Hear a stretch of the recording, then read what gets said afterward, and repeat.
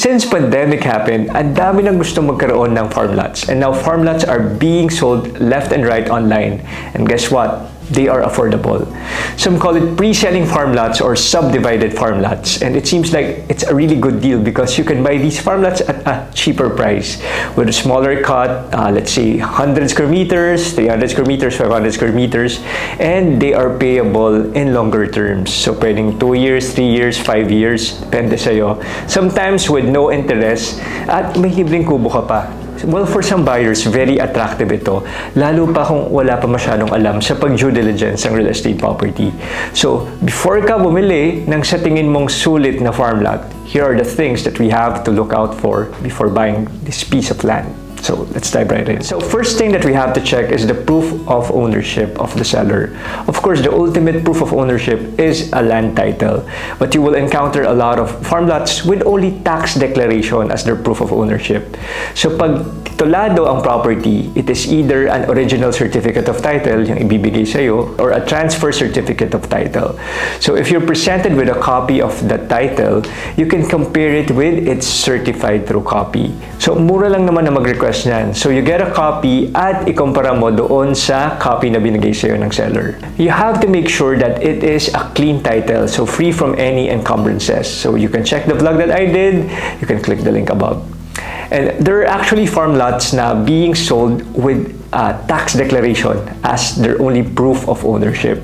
So parating tinatanong, yes, you can actually still buy this. And they usually sell untitled properties o yung tax dec lang hawak at a cheaper price compared to a titled property.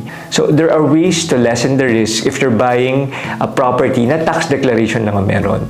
So you have to get, of course, a certified true copy din ng tax declaration. And you can go to the assessor's office and cross-check it with the property tax map. If the name of the owner matches doon sa tax declaration. You can also verify the cadastral number in the tax declaration, or pwede mo rin gawin is to trace the chain of ownership if you want to go that far.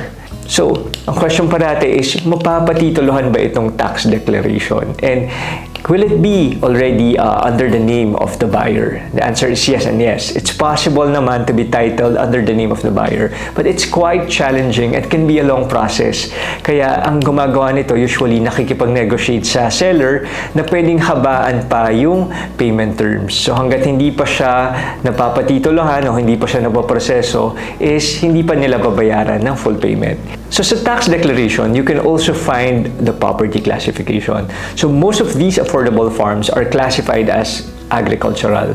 There are agri-lands that were awarded by the government, and we have to take note na pag under CARP, there are restrictions in buying these lands. So lalo na pag CLOA, yung Certificate of Land Ownership Award, there's a holding period of 10 years before the owner can actually sell it. So baka hindi pa tapos yung holding period, binibenta na nung may-ari. So just beware of that.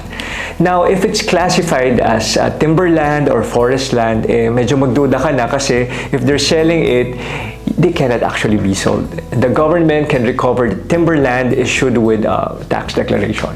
So the next thing that you have to ensure is to deal and only pay doon sa may-aring nakalagay sa title. There's so many cases that later they found out that the owner is long dead or yung binibigyan nila ng pera is hindi naman napupunta doon sa may-ari. So you have to make sure na you're talking directly to the owner. So now if you're buying or dealing with a developer na merong big project who would put amenities, clubhouses, etc. As for permits and licenses, like if it's a pre-selling, at least meron silang development permit or meron silang certificate of registration or dapat meron na silang license to sell issued by DHSUD.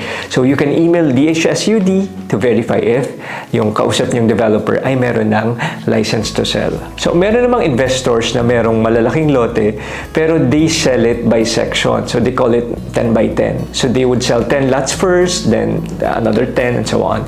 So if you're buying a subdivided lot, it is so much better and safer if that particular block block and lot or particular unit that you're buying, meron na siyang individual title.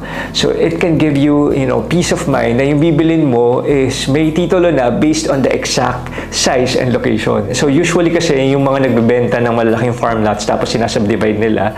Tapos when you check, hindi pa siya individual title. So what they would do is, of course, they will get buyers. Then pag nakaipon na sila ng pera ng buyers, dun pa lang nila ipapa-subdivide yung title. So medyo a little bit risky ito, lalo na kung hindi pa kakilala masyado yung kausap because, anything can happen. Malay mo, hindi, mabankrupt or itakbo yung pera and so on and so forth. A lot of things that can happen along the way, diba? So make sure that we're talking to a trusted broker or agent who can vouch for these sellers. The last thing that we have to check is, of course, kung merong water system, may sewage system, may drainage system, even garbage disposal system, very important also. And of course, kung meron ba siyang access roads. Baka bumili ka nga lote, wala ka namang dadaanan or wala pa siyang right of way. So it's also good to visit the LGU and ask for basic things like, okay ba ang kuryente or how safe is this area, secured ba dyan, anong available internet connection and so on. So you can also ask them yung current market value kasi sila yung mas nakakaalam. Baka mamaya yung binili mo, medyo mahal pala. Kaya minsan I would recommend, instead of buying subdivided lots na ang dami mong katabi, dami mong kapitbahay, just ask for a relative or a friend na baka gusto nila mag-co-ownership and buy from a private seller. So you can get a bigger cut with a cheaper price than the so-called pre-selling subdivided lots. Just like what we did previously, 3 months ago, we found this very nice property in Mendez, and I can't remember how many times we negotiated back and forth sa may-ari until we got it almost half of its original price. So, ayun naman yung kinaganda. If you're buying from a private seller, you can really negotiate the price and the terms of payment, of course. So, also don't forget to ask yourself, ano ba yung klase ng farming that you want to do? Kasi mamaya gusto mo pala commercial farming, gusto mo maglagay ng poultry, tapos ang bibilin mo yung subdivided lots. Baka it might not be for you. So, there's so many options right now. Mag-type ka lang sa Facebook ng farm lots for sale, you'll be surprised with a lot of offers. But of course, you have to examine your options. Ano ba yung mas okay na bibilin? Saan location ba mas okay? Sa north ba? Or sa south? Sa Tagaytay? Sa Batangas? Or sa Tarlac sa Bataan? Or how about sa east? Kasi walang sa Tanay, sa Pililla. Walang toll, right? But the important thing is you like the property and you have to make sure you're dealing with a licensed broker or an agent who can really vouch and recommend legit farm lots. But of course, don't forget, even if you have your broker or your agent, always do your own due diligence. So thank you guys once again for watching. My name is Chris and I'll see you guys next week. Bye!